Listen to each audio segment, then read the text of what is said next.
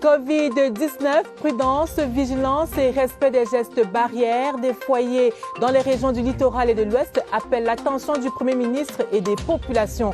Une réunion interministérielle s'est tenue aujourd'hui à ce sujet. Régional 2020, avant-marque, la campagne électorale en vue de l'élection des tout premiers conseillers régionaux débute ce samedi. Dans les différents QG, on affûte les armes pour aller à l'assaut des différents collèges électoraux. Veille de campagne dans ce journal. Et puis sport, Grand Prix cycliste international Chantal Bial a titré un accord de ses faveurs à un Slovaque sous l'étape Yaoundé et Bolova. Le Camerounais Kamzon Abosolo occupe le deuxième rang, mais le Rwanda continue de dominer le tour. Voilà pour les titres.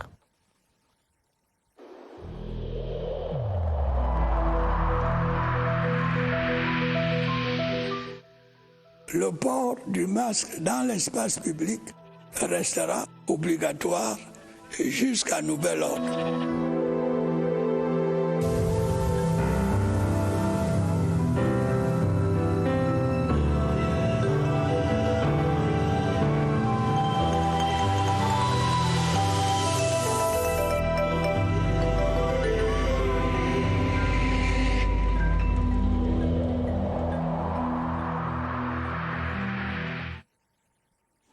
Une fois de plus, bonsoir. Une exhortation du Premier ministre au début de ce journal, c'est celle relative à la vigilance dans la lutte contre le Covid-19. Certes, la situation est sous contrôle, mais des foyers sont apparus dans le littoral et à l'ouest. L'appel de Joseph John Gouté intervient ce vendredi à l'issue de la réunion interministérielle d'évaluation de la mise en œuvre de la stratégie de riposte contre le Covid-19. Laurentine Bekono. Le coronavirus rôde dans nombre de pays étrangers, notamment en Europe. On y assiste à une résurgence à la fois imprévisible et brutale de la pandémie. Le Premier ministre chef du gouvernement Joseph Dion Gouté en a fait le constat dans son propos introductif. Chiffres à l'appui, le ministre de la Santé publique Manaouda Malachi a indiqué que la courbe reste stable avec un taux de guérison de 95%. Seulement, au cours des 2 dernières semaines, sont apparus quelques foyers dans les régions de l'Ouest et du littoral. L'assistance a également eu droit à l'évaluation du dispositif sanitaire déployé sur nos plateformes aéroportuaires. Jusqu'au 1er novembre 2020, 99,56% de voyageurs ont débarqué dans nos aéroports avec un test PCR négatif. Le gouvernement reste sur la brèche pour traquer, tester et traiter. Aussi, le Premier ministre chef du gouvernement prescrit-il d'intensifier les campagnes de dépistage massif, de s'assurer de l'opérationnalité des centres spécialisés de traitement du Covid-19, de poursuivre sans relâche l'exécution des actions de communication engagées et de préserver l'espace national.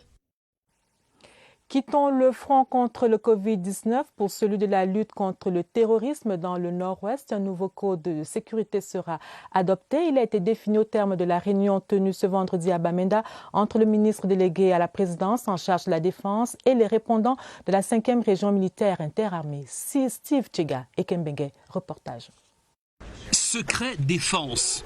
La nouvelle stratégie est pensée derrière ces portes qui se referment sur le secret du huis clos. L'assise de mise au point va définir le nouveau code de sécurité. Mais quelques minutes plus tôt, elle était ouverte. Le gouverneur de la région du Nord-Ouest exprimait des doléances. SOS pour améliorer la logistique et les infrastructures, notamment la route Matazen-Fanta. Il remercie le gouvernement pour le renfort.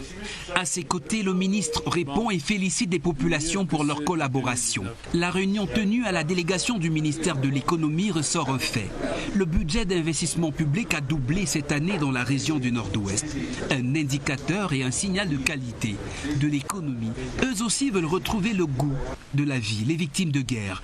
La hiérarchie militaire, dans la suite du ministre délégué à la présidence, chargé de la défense, Joseph Betty Assomo, leur a rendu visite. Visite assortie d'une résolution, les réinsérer dans les rangs. Morale boostée pour eux comme pour les camarades, debout, de pied ferme sur le terrain. Une causerie morale a aussi fait un coaching du mental. Homme au garde à vous, toujours paré, prêt à faire retentir le clairon de la défense et de la paix.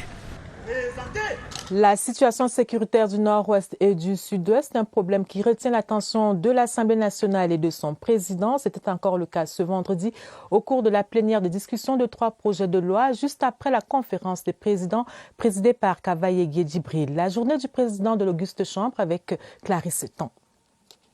Arrivé au palais des congrès de Yaoundé dès les premières heures de la matinée, le chef de chambre Kavaye Djibril s'est préalablement rendu à la salle des commissions A où il a présidé, entouré des membres du bureau de l'Auguste Chambre, la conférence des présidents. De cette instance, rien n'a filtré. Le très honorable Kavaye Djibril s'est ensuite dirigé à l'hémicycle et a présidé la première partie de la discussion générale sur 3 projets de loi. Suspendant la séance, le président de l'Assemblée nationale, dans la foulée, recevra à son cabinet les responsables départementaux RDPC de la région de l'extrême nord. Accueillis par le chef de la délégation permanente régionale du RDPC pour l'extrême nord, ils recevront les dernières consignes de la hiérarchie du RDPC relativement aux élections régionales du 6 décembre prochain. Il s'agit de parachever le processus de décentralisation tel que voulu par le chef de l'État, par ailleurs président national du RDPC, rappellera à dessein le très honorable Kavaye Djibril. Pour ce faire, la fille aînée du renouveau doit tenir son rang. Aucune voix ne devra manquer au RDPC. Alors, remobiliser et particulièrement mobiliser les jeunes du Mayo Sava, du Mayo Kani, du Mayo Danaï, du Logon Echari et du Diamaré pour continuer à soutenir le chef de l'État dans tous les domaines. Tel est le leitmotiv. Les hôtes du très honorable Kavaye Djibril sont repartis galvanisés. Les résultats suivront sans aucun doute. Et les régionales dont il était question entre le président de l'Assemblée nationale et ses camarades de parti connaîtront un tournant décisif dès ce samedi, premier jour de campagne de cette élection. Dans les QG des partis en lice, l'heure est aux réunions stratégiques et à la distribution des gadgets. Agnès Solange-Abessolo, reportage. C'est l'heure des dernières recommandations. Le quartier général du Parti camerounais pour la réconciliation nationale est en ébullition. Il y aura un lancement à Iseka dimanche pour ce qui concerne la circonscription d'Union Ekele, qui est une des circonscriptions phares à cette élection. Séduire les conseillers municipaux d'en face, premier collège électoral, reste le grand challenge de cette élection à suffrage indirect. L'Union nationale pour la démocratie et le progrès se dit d'attaque. La machine de l'UNDP est bien huilée, à conquérir au moins une région. Ambiance plutôt calme ici au siège du Rassemblement démocratique du peuple camerounais, parti majoritaire sur le terrain. Au lendemain de la grande réunion de concertation en vue de peaufiner sa stratégie, la confiance règne. Une élection n'est pas gagnée d'avance. Nous devons travailler dur selon les instructions du SG, les directives du président national. Nous allons les communiquer nos électeurs. Loin des joutes et des rivalités politiques, les chefferies traditionnelles, deuxième collège électoral du scrutin, affichent sérénité et assurance. Pourtant, rien n'est joué. Nous avons pris les contacts déjà avec les présidents d'associations par arrondissement. Et c'est ces présidents qui vont mettre à nos dispositions les chefs traditionnels qui vont compétir. Voilà qui annonce des lendemains de campagne passionnés. Et dans le sud-ouest, cette veille de campagne est caractérisée par la mobilisation des différents acteurs. La température monte quelque peu dans les différents collèges électoraux où l'on décline les attentes des populations à l'intention des différents candidats. Stéphane Tala, CRTV Sud-Ouest, reportage. Les conseillers municipaux et les chefs traditionnels dans le sud-ouest se disent prêts et anxieux pour une participation active à la toute première élection des conseillers régionaux au Cameroun. C'est vraiment une opportunité pour contribuer à la création des institutions qui vont développer un peu plus la capacité des populations au niveau communautaire. Je suis très connecté par rapport à tout ce qui se passe ici au pays. Moi aussi, je veux le changement. Les membres des 2 collèges électoraux espèrent que la mise en place du conseil régional favorisera un développement rapide au niveau local et un retour général au calme. Les gens qui sont dans la brousse vont venir dans la vie, on vivrait encore ensemble. Les candidats sont également mobilisés, chacun dans sa catégorie. La distribution des cartes électorales se poursuit dans les différents démembrements d'Elections Cameroun. La campagne électorale en vue de l'élection des conseillers régionaux, ce sera évidemment aussi dans les médias, d'où l'appel au respect des règles d'éthique et de déontologie professionnelle. Appel lancé ce vendredi par le président du Conseil national de la communication au cours de la session de circonstances. Oswald Medou, reportage. Ils vont vivre dans une bulle pendant les 15 prochains jours. Les membres du Conseil national de la communication rentrent en session avec pour objectif de jouer efficacement leur rôle de régulateur. Les services techniques du CNC seront à l'œuvre pour assurer la veille médiatique de la campagne électorale avec au bout le rapport de monitoring de l'ensemble des actions médiatiques répertoriées durant la campagne.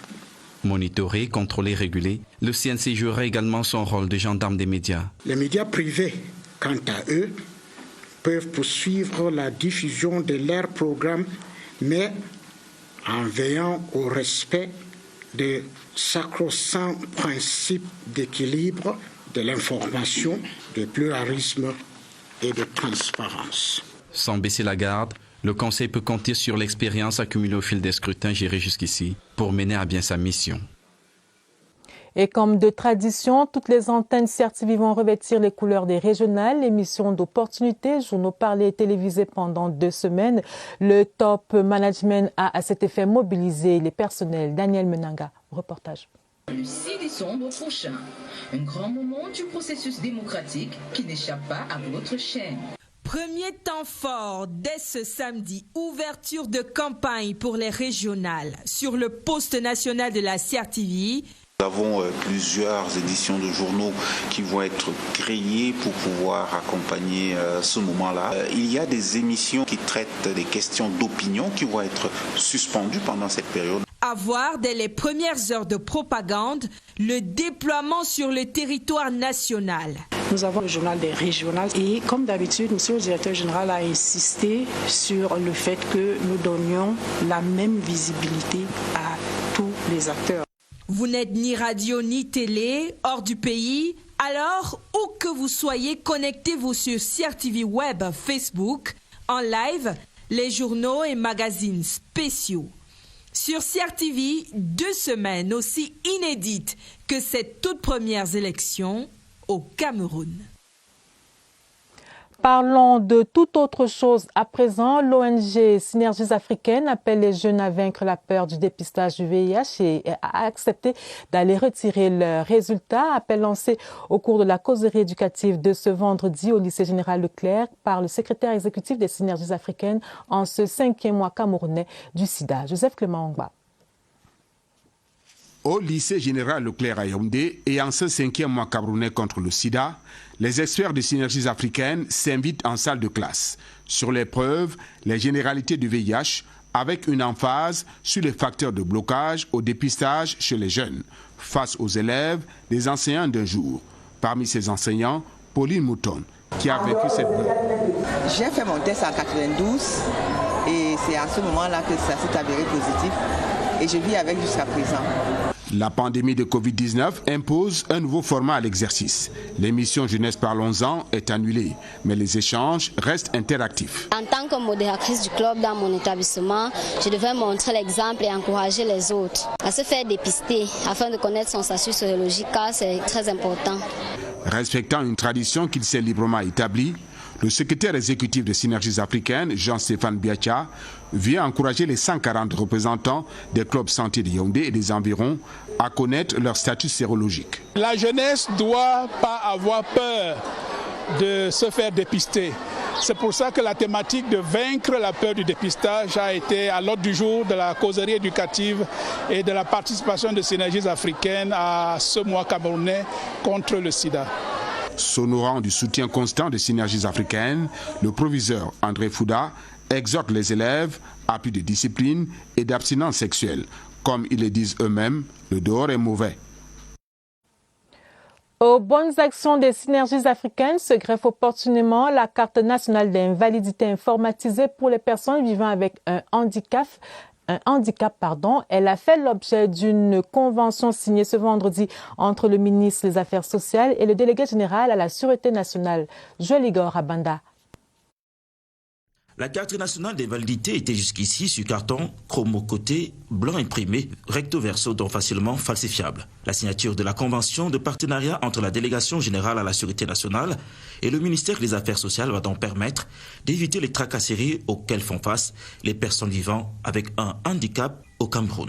Autant qu'il renforce le crédit du nouveau système de production des titres identitaires mis en service le 9 août 2016 à la Délégation générale à la Sûreté nationale. Il est donc question de rapprocher les personnes handicapées de l'établissement et de la délivrance de leur carte nationale d'invalidité. La volumétrie augmente avec le nouveau système et on pourrait désormais produire 15 à 25 000 cartes par an. Le ministère des Affaires sociales a trouvé judicieux de se rapprocher de la Délégation générale à la Sûreté nationale qui est dotée d'une expérience avérée. Cet instrument juridique constitue alors le fondement juridique de la protection des droits des personnes handicapées au Cameroun, où le 3e recensement général de la population estimé à 2 910 000 personnes handicapées en 2010. Cap sur le port autonome de Kribi qui accueille son 1000e navire sur la plateforme portuaire de Mboro. Pour le directeur général du PAC, c'est un réel motif de satisfaction, d'autant qu'il témoigne de l'attractivité de ce port. Dieudonné Noira depuis Kribi. Mis en service en 2018, le port autonome de Kribi célèbre 2 années plus tard, en 2020, son 1000e navire, soit une moyenne de plus de 40 escales par mois. Un réel motif de satisfaction qui montre que progressivement, le trafic au port de Kribi monte en puissance. Le 1000e navire, accueilli et célébré symboliquement par le port autonome de Kribi, est long de 250 mètres avec une capacité d'accueil de 4500 conteneurs, piloté par une équipe de 21 personnes provenant d'Asie en direction de la côte ouest africaine. Son capitaine Noël Assumption a salué l'accueil et l'hospitalité en terre camerounaise lors de son échange avec le directeur général Patrice Melom. L'accostage de ce 1000e navire confirme l'attractivité du PAC qui dessert en ce moment une 50aine de ports dans 31 pays et classé parmi les 10 meilleurs en Afrique. Et avec les travaux d'extension de cette infrastructure, tout porte à croire que dans les 2 années à venir, le port autonome de Kribi sera largement au-dessus de cette performance de 1000 escales. Le 1000e navire a donc accosté sur la plateforme portuaire de Mboro à Kribi.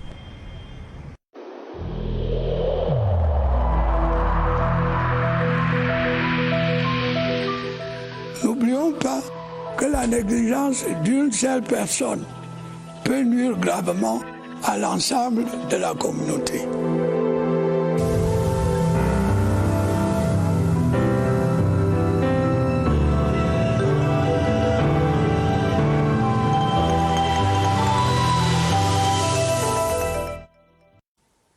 Covid-19 au Cameroun, la surveillance sanitaire dans les aéroports de plus en plus renforcée. Et ce soir, une clarification est faite sur les passagers mis en quarantaine alors qu'ils arrivent avec les résultats des tests négatifs. Voici les explications d'Évariste Yenga au Centre des opérations des urgences de santé publique.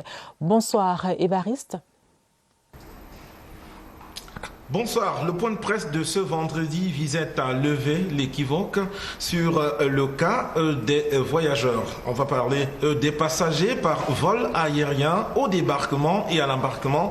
En général, chacun d'entre eux présente un certificat de test négatif. Donc le voyageur a un statut négatif. Il n'est pas porteur du coronavirus Covid-19, mais vous le savez, il y a de nouvelles prescriptions du ministère de la Santé publique au Cameroun qui veulent bien qu'au débarquement, bien que présentant un certificat de test négatif, chaque passager soit soumis à nouveau à un test. Et bien, lorsqu'il est peut-être pas par inadvertance, mais lorsqu'il arrive qu'à tout hasard, un passager soit testé positif, et bien il est conduit vers les centres de quarantaine pour la période qui est due. C'est seulement 3 jours après, ils peuvent à nouveau être sujets à des tests et se retrouver retrouvés dans des situations de cas négatifs. Là, il faut dire qu'il s'agit tout simplement des passagers asymptomatiques. C'est la clarification que le point de presse de ce soir tenait à faire. Le scénario inverse est aussi possible, mais il est conçu de chacun. Il est connu de tous que chaque passager d'un vol est supposé être négatif puisqu'il présente un résultat de test qui l'indique avec précision. Merci Évariste. Ecobank Cameroun vient d'offrir des kits médicaux d'une valeur de 10 millions de francs CFA aux malades du diabète de l'hôpital général de Douala. C'était à l'occasion des journées Ecobank édition 2020 présidée par l'administrateur directeur général Ecobank Cameroun, Gwendoline Abouno. Les détails avec Patricia Loulouga de CRTV Littoral. Selon les statistiques de l'Organisation mondiale de la santé, environ 20 millions d'adultes vivent avec le diabète en Afrique et 60% ignorent leur statut. Ecobank a donc choisi pour cette année le diabète dans son objectif de soutenir le gouvernement, les organisations civiles et des initiatives communautaires dans la lutte contre les maladies non transmissibles en Afrique. L'année dernière, le choix s'était porté sur le cancer. Cette année, une aide est apportée aux diabétiques. Les kits offerts à l'hôpital général de Douala serviront au dépistage et à la prise en charge de ces malades. Ecobank Day. La journée Ecobank a été créée par la fondation Ecobank dans le but d'aider les populations riveraines des zones dans lesquelles nous travaillons. Le groupe a décidé de se focaliser pendant 3 ans sur la lutte contre les maladies non transmissibles et cette année particulièrement sur le diabète. Il est difficile d'opérer dans une économie où la population n'est pas en santé. L'hôpital général de Douala est réputé pour sa prise en charge optimale des malades du diabète. Ces kits permettront d'améliorer les services proposés. Ces donations seront utilisées pour la prise en charge de ces malades diabétiques et les autres maladies non transmissibles comme l'hypertension artérielle et les maladies rénales, c'est clair. Nous allons utiliser ces dons d'abord dans une première phase pour le dépistage que nous faisons régulièrement à l'hôpital général de Douala, le dépistage contre le diabète et les autres maladies non transmissibles. Les villes de Yaoundé, Douala, Bafoussam et Boya ont été choisies par la banque panafricaine Ecobank pour offrir aux populations des tests gratuits de dépistage. La suite du journal, c'est avec les populations de Goulfé dans le Logone-Chari, région de l'extrême nord. Elles se félicitent de la nomination de leur frère Oumar Ali au poste de secrétaire général du ministère des Mines et du professeur Ali Ahmed Kotoko comme secrétaire général de l'université de Maroua. Leur gratitude au président de la République dans ce reportage de Étienne Pascal Azegueux. Comme un seul homme, les fils et filles de l'arrondissement de Goulfé se sont levés pour célébrer 2 de leurs ressortissants promus par le président de la République à de hautes fonctions dans l'administration. Oumarou Ali et le professeur Ali Ahmed Kotoko occupent respectivement le poste de secrétaire général au ministère des Mines, de l'Industrie et du Développement technologique et à l'université de Maroua. Des responsabilités qui honorent tout le département du Logone-Chari qui s'est retrouvé à la place des fêtes de Goulfé. Nos priorités, c'est d'exploiter les orientations du chef de l'État. Il y a un document de stratégie. Notre deuxième priorité, c'est d'exploiter la stratégie du chef de l'État en ce qui concerne la décentralisation. Le maire de la commune de Goulfé et l'honorable Mariam Goni ont invité les héros promus à s'investir davantage dans le développement du Logone-Chari et surtout de mériter la confiance placée en eux par le chef de l'État. En sport, le Rwanda conserve pour la 2e fois consécutive le maillot jaune du Grand Prix cycliste international Chantal Biya à l'issue de la 3e étape disputée ce vendredi entre Yaoundé et Ebolova. Le Slovaque Kubis Luka est arrivé en tête, suivi de Clovis Kamzon Abesolo de la SNH. Merlin Kamla, envoyé spécial de la CRTV. L'arrivée du Grand Prix pour la première fois en Colandom n'a pas souri à la team Cameroun. Le meilleur Camerounais, Clovis Kamzon Abosolo, est classé 2e derrière le Slovaque Kubis Lukas et devant le maillot jaune, Moïse Mugisha. Les trois réalisent un chrono de 3h51 minutes 36 secondes. J'ai pu faire la différence au dernier montée, mais à la fin, le Slovaque est revenu avec un boyau, il m'a battu. L'hymne du Rwanda est entonné pour la troisième fois après une course largement dominée par Arthur Stella de SNH et le Burkinabé Abdoulaye Koné. Pas de quoi retirer la ferveur des populations des Bolova sorties en masse pour encourager les 57 cyclistes. Les populations du village d'Nkolandom sont très ravies, sont très satisfaites. C'est un succès populaire. 34 secondes d'avance sur Moïse Mugisha. C'est le temps qu'il faudra rattraper par le champion du Cameroun pour arracher le maillot jaune à la 4e étape prévue ce samedi entre Zoété Lenkwang, Meyomesala, longue de 116,4 km. Fin du journal, prochaine édition d'information à minuit avec Joseph Guetta Mandeng et Gideon Tazo. Juste après ce journal, suivez en direct la finale de Music Star. Mesdames, Messieurs, très belle soirée sur la CRTV. Bonsoir.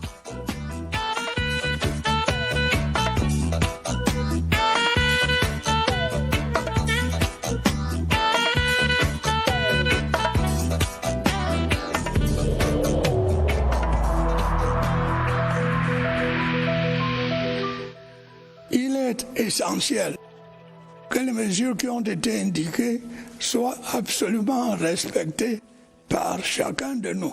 Lavez-vous régulièrement les mains à l'eau et au savon ou à l'aide d'un gel hydroalcoolique. Restez à au moins 1 mètre de distance des autres personnes, surtout si elles toussent, éternuent ou ont de la fièvre. Si vous avez de la fièvre, de la toux ou des difficultés à respirer, consultez un médecin.